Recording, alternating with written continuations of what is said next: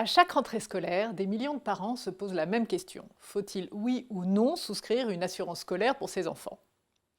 Si théoriquement, elle n'est pas obligatoire, dans la pratique, de plus en plus de familles la souscrivent.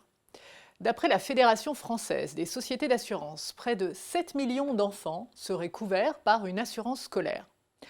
Concrètement, que ce soit à l'école primaire, au collège ou au lycée, l'assurance scolaire n'est pas obligatoire. Elle ne peut être exigée pour couvrir les activités dites obligatoires. Ce sont celles qui sont inscrites à l'emploi du temps de votre enfant, comme par exemple les sorties à la piscine ou au gymnase. En revanche, pour les activités facultatives comme la cantine, les séjours linguistiques ou les classes découvertes, l'assurance scolaire peut être demandée. Mais rien n'est obligatoire, elle est conseillée. Alors, qu'est-ce que garantit l'assurance scolaire? Eh bien, elle garantit les dommages causés ou les dommages subis par votre enfant au sein de l'établissement scolaire et pendant les trajets domicile-école.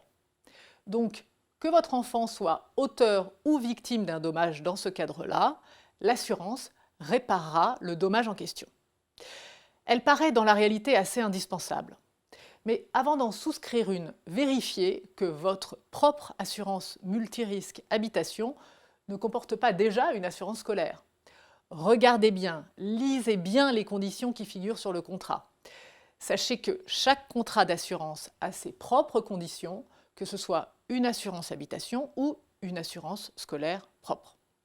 Par exemple, un enfant qui se blesse seul ou qui est victime d'un accident sans qu'un tiers soit identifié n'est pas forcément pris en charge par l'assurance habitation. Surtout, il y a souvent une franchise d'environ 100 €, ce qui veut dire que des sinistres inférieurs à cette somme ne sont pas remboursés aux parents. Enfin, renseignez-vous auprès de l'établissement scolaire dans lequel est inscrit votre enfant. Il arrive souvent qu'ils souscrivent des contrats collectifs de responsabilité civile pour les sorties scolaires, ce qui diminue l'utilité de l'assurance scolaire individuelle.